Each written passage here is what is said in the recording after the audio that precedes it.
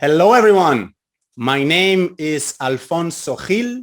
I come from the University of Zurich, and you should listen to this presentation because I will be talking about veneered zirconia abutments and their effect on clinical, histological, and microbiological outcomes. This is the first randomized controlled clinical study of its kind that puts together these three parameters in the same patient population. So please listen up.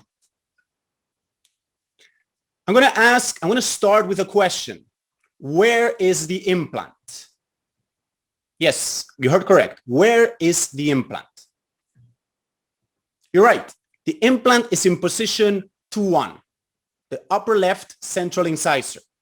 And an even more important question, what color are the tissues that surround the implant? You're thinking, what type of question is this? Very simple. What color are the tissues that surround the implant? They're pink. Yes, pink. So why are none of our implant components pink? Such a simple question.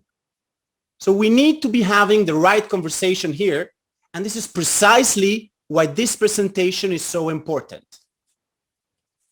So I present to you this case. He is walking into your office on Monday morning, has lost tooth 2-1, and we're going to replace it with a dental implant. So let's walk you through the decision process.